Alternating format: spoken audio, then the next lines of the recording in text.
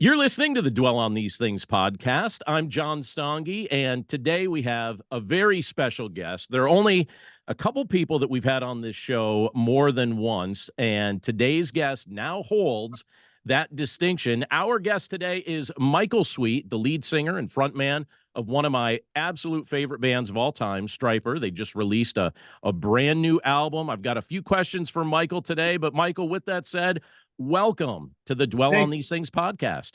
thank you so much, man. And I have a question to kick things off. All right, let's hear it. Who is the other guest, or who are the other guest? That we've had, so Christy Wright from Ramsey Okay, Solutions, she's a right. two-time guest. Nice. And let's see. So we had John Schneider on from Dukes of Hazzard. Of And course. let's see. Who else? John Cooper from Skillet. It's funny. I was going to make a joke. I was going to say, don't tell me it's John Cooper.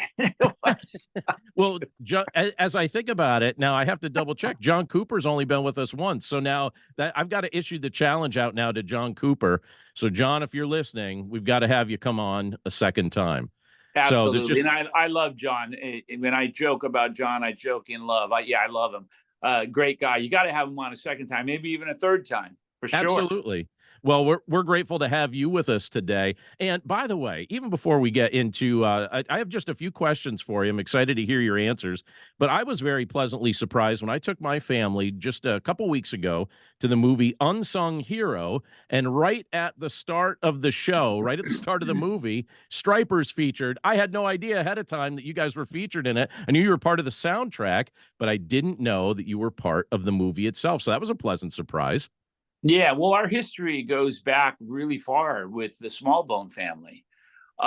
Believe it or not, their dad, as you have seen in the movie, and you know the story, their dad, David Smallbone, brought us to Australia for the first time, Stryper, back in the 80s. And, all the little kids, then little, were hanging out with us and, sitting on our laps, and we're carrying them around and high-fiving them and going to the zoo with them. And, it was just really wild. And now here they are, all grown up and doing incredible things on their own. And they were inspired by our band. So it's really humbling to know that. Really cool. I love that. And I love that they gave you guys a good plug right there at the start of the show. I tell you the truth when I say that our family cheered when Stryper came up on the screen. We're like, there they are. I was like, I had no idea. So we turned it into a concert in our section there. I'm just happy to know, too, that, obviously knowing the story, we know that they lost it all. Oh, yeah. And we didn't, as far as I know, we didn't contribute to that. So it warms my heart to know that. He did very well with Stryper. I don't know why. I have no explanation. But he brought us over, and the shows were sellouts, and he did very well. And we did very well in Australia, and we still do. Really cool. Love that. Love that. And I love the portrayal there.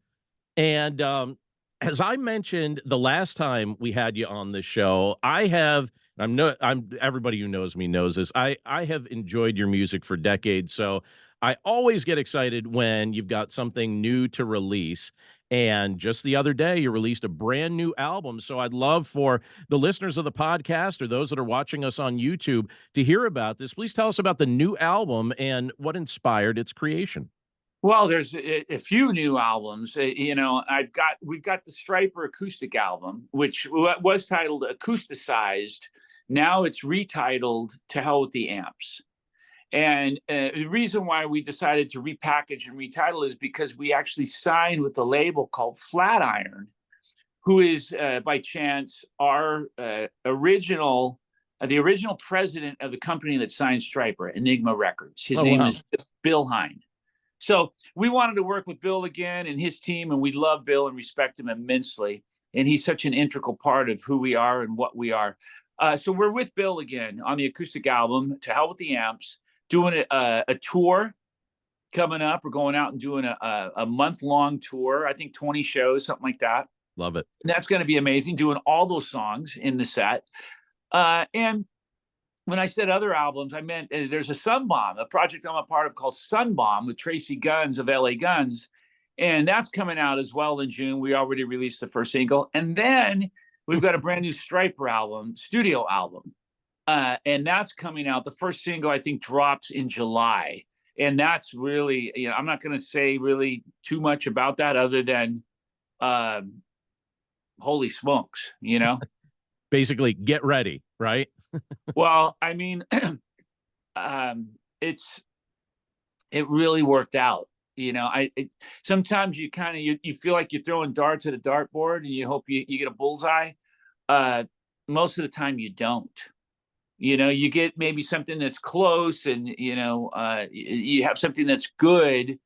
But this album is really special. This one has just something about it that just really packs a punch, Love it. and it's got it all, musically speaking. The diehard metalheads are going to love it. The people that have been wanting a little bit more of that calling on you sound on a few Mhm. songs, they're going to love it. It's got a few twists and turns along the way, unexpected, you wouldn't expect from Stryper. It's really cool, man. I can't wait. And so you said the new single drops in July, and when's the full album coming out? September. September. So we've got a full summer for Stryper here, it sounds like. A full year, yeah. And we're going to be out touring. We tour for a month acoustically throughout June, whole month of June, and then we come home, and then we hit the road late August and go all the way through to November on and off for the new album. And we're doing a really cool set, two sets. We're coming out in older clothes with an older look, playing all the old classic songs. Going to take a little intermission and come out with a newer look, newer clothes, playing all the newer, more recent songs in the past, 13, 14, 15 years. So it's going to be really cool, probably 22, 23, 24 song set list. And we're going to have a great time, man. Love that.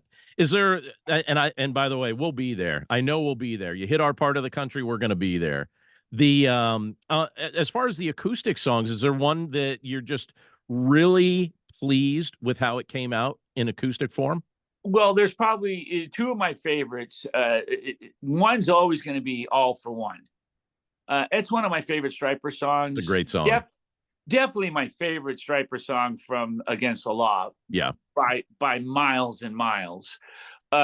It's just become a classic and one of my favorite songs in the set. So that one turned out really good. And then I love our rendition of Amazing Grace. That turned Mhm. out really cool too. Excellent. Very cool. Yeah, I was listening to the album just the other day, Friday, when the album came out in its entirety. I had a nice long drive, and so I had the chance to enjoy the album on the drive. You guys did a great job. It sounds fantastic. Oh, thank you so much, man. We're really pleased. I mean, we kind of worked on that on and off for 5 years, 5+ Did you years. really? Okay. Yeah. We started on it when Tim was in the group, Right. and it's something we always wanted to do as an acoustic album. So we started on it with Tim, and then, as everyone knows, we parted ways. So Mhm. Perry Richardson joined the group, and we felt like, well, gosh, to be fair to Perry and the fans, it would be cool to kind of get Perry involved. Yeah. So we did. We got re-recorded Perry's vocals, replaced, re-recorded, added Perry vocally and in terms of his bass playing, and made it an album with Perry. So it took us a little while to do that because of the scheduling and whatnot. Mhm. But we're really happy we took our time. We did an Atmos mix, which is somewhat rare. He's becoming more popular, but still somewhat rare. And you feel like if you listen with the right headphones, you literally and close your eyes, you feel like you're in the room with us. Yeah. Really cool. Oh yeah, it sounds fantastic. I loved it, and it's fun to have some new renditions of songs that I've been listening to for years to just kind of enjoy, I think you guys did a fantastic job. You'd mentioned just a moment ago about some of the touring that you're doing. So not too terribly long ago, I had the privilege to see Stryper play at the House of Blues in Orlando. I saw that you were recently there again, which is Yep. really cool. I Yep. also had the chance to see the show that you did at the Landis Theater in Vineland, New Jersey. Okay. And the Orlando show, though, in particular, I took my son Daniel. I took him to that one. Also took one of my good friends, Dave. And they were blown away. They loved it. That was their first Stryper concert, so it was really fun for me to enjoy the concert with those guys. And I wonder this. And I think about this, maybe you get this question a lot, I'm not sure, but what keeps you and the band motivated to keep delivering for fans, show after show, album after album, year after year? You don't phone it in, you keep delivering at a high level. And I wonder what keeps you motivated to keep doing that? Well, I mean, if you were to ask that question of all four band members, you might get a little bit, somewhat of a different answer, similar but different. So I'll just give you my take from my perspective. Okay. Um, for me, it's there's this ever flowing passion within me. And I think I've become more passionate about music than I was when I was 16, Mm, or 18 or 20. Even though I was extremely passionate then and always have been, there's something about now. I feel like, and I always say this, the best is yet to come. mhm. And people say, you're going to be 61 years old. There's no way your best is behind you. And it's like, no, it's not. Mm. And if you tell Michael Sweet that, then I'm going to prove you wrong. Right. And it's just how I'm built, and I I go into every project trying to outdo the last project, and that's Mhm. always my mentality. With the songwriting, the production, the energy, you name it. Whether we accomplish that or not, we really give it a good go and a good try, and that's the goal: is to make our best album. And I don't think we have yet.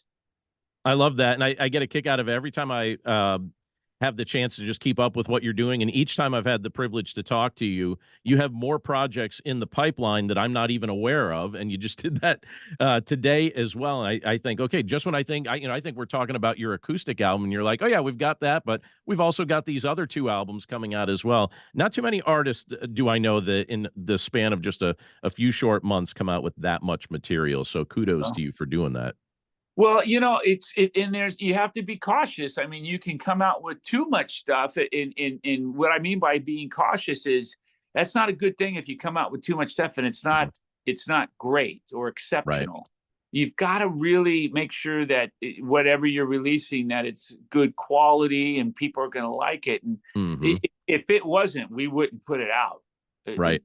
No way. It would wait. We'd wait till we got it right. And even if it took a long time, the same thing with this acoustic album. We weren't ready to put it out 4 years ago. Mhm. We could have, but it wouldn't have been right. Yeah, now is the right time for that. I love that. Yep. So I teach at Cairn University, and my students there, so their ages most of my students are ages 18 to 22, somewhere in that range, and Right. they know I'm a big Stryper fan. That's no secret. Anyone that knows me knows that.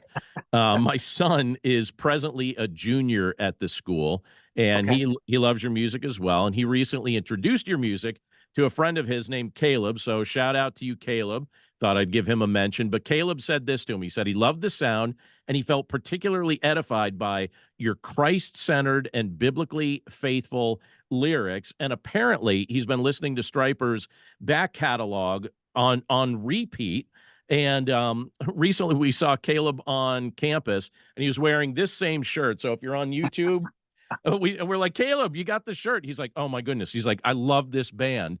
And so, as I heard Caleb's response and just how much he really was not only into the music, he loved the music, but he was like, "But it's the music and the lyrics." And so I just was curious, if there's any songwriters listening to us right now, can you just tell us a little bit about your writing process and what goes through your mind when you write? Well, I tell you, I'm not the norm. My style of writing is unorthodox, to say the least. It's very, I wouldn't advise it to anyone. And because what I do is I'm the kind of guy that works better under pressure. So I'm not that guy that's going to work for 2 months on a report. I'm going to do it the night before. And again, I don't recommend that to other people. Well, you're saying this to a professor, I don't recommend that with papers either.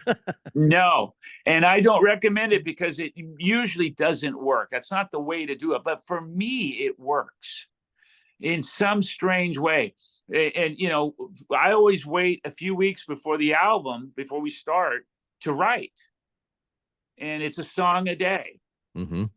and I know and I trust, and I put my faith in God, and I know God's going to help me deliver. I know I'm going to come up with a song a day. I don't ever question that. Mm-hmm. And if I start on a song, within an hour, I know if it's junk or not. And if it's junk, it's out of here. Mm-hmm. And I move on, and I come up with something where I'm tapping my foot. If I'm tapping my foot, I know I've got something. And then once I have that, I program a drum groove with the riff, and then I base the music around that. It's always the music first. Mm-hmm. And as I'm playing the music, I usually start humming a lyric for the chorus, Mm-hmm. whatever that lyric is. And that usually winds up being the title of the song and within the lyric itself. So it's just interesting how I work and how I do things. And some people scratch their heads and say, gosh, I would never do things like that. And that's okay. But it works for me. And I've been able to do album after album that way. And the well hasn't run dry yet. Love that. Yeah, I kind of wondered that, so you come up with the music first, and then as you get that going, then you write the lyrics, and you work better under pressure. I've heard that some of the best songs, though, have been written in just a short period of time, just in a moment of inspiration. So it doesn't surprise me. Absolutely. And I mean, some of our best songs have been written very quickly. Some of those old songs like Free, for example, Calling on You. Free was written in, I think, maybe 30 minutes. Oh, wow. The music Right. was written in 30 minutes. And then my brother and I wrote the lyrics. But a lot of songs are done that way. The song God, which is on our album, The Covering, I woke up in the middle of the night with that melody in my head. And I went downstairs at like 3 a.m., 3:30 in the morning, and I recorded it so I didn't forget it. Next day, I woke up and I wrote the song, wrote the lyrics within like an hour, and it just happened super quick. That's awesome. Very cool. That's fun to hear that. You have the acoustic tour coming up in really just days after we're recording this here. What do you think? What's that going to look like as guests come and see you play acoustically? What's the show look like? Well, I think it's going to be really special, very unique in its own way. It won't be anything like a typical Stryper show, but I think that's a good thing. You're obviously not going to walk out of there with your ears ringing for 2 days. It won't be as loud. We're known about being a loud band and having all the amps and whatnot, which is part of who we are. But what's really cool about this album, it's got to be a little bit more of a storyteller environment. And I'll be telling some stories about the songs and how they originally came. And, some of these songs were written on acoustic guitar, and you would never expect that of some of these songs. But All for One, for example, written on an acoustic guitar. Okay. Because when I'm writing, if I get an idea and I'll look over and say, "Oh, there's an acoustic," it's the closest thing. And I'm being lazy. I don't want to go pull a case out of a closet. I'm like, and I'll write the song on an acoustic, and it works a lot of times. And then these songs become metal songs. Love it.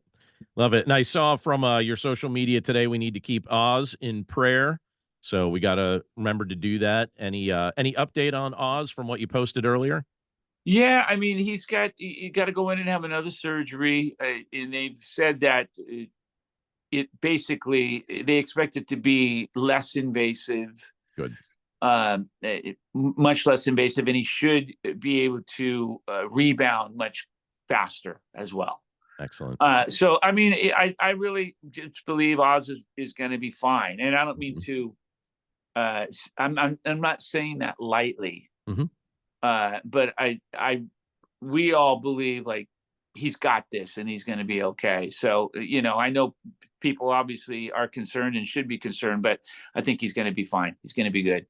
Excellent. Well, keep Oz Fox in our prayers. Michael, as always, it was a genuine pleasure to have you on as our guest. And if listeners want to follow up with you and with the band, where's the best place for them to do that?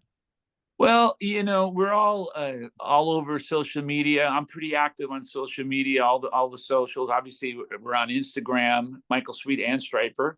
We're on Facebook, Michael Sweet and Stryper. And we try to keep everyone up to date the best that we can. I post daily, Hmm. and try to make it interesting, and keep the fans involved and make them feel like they're part of the family, because they are. It's really important to me to do that. Excellent. Well, Michael, it's been a pleasure to have you as a second-time guest now here on the Dwell on These Things podcast. And the invitation is open. You're welcome to be on our show anytime you guys have something new, which would be, I don't know, that might be that might be a lot to have you on, because you've always got something new coming out. But we love Well, having you you know what you on. could do something different. Have myself and John Cooper on at the same time. That would be different. Let's do that. I would love that. Michael Sweet, lead singer, guitarist, writer extraordinaire, social media aficionado, everything from Stryper. Be sure to check out Stryper.com. If they're coming to a town near you, see them on tour. I can tell you, with all integrity and all sincerity, they put on a fantastic show. Michael Sweet, thank you again for being with us. Thanks for having me, brother. God bless you, John. And say hi to your family for me, okay? You got it, sir. Thank you. See you later, brother.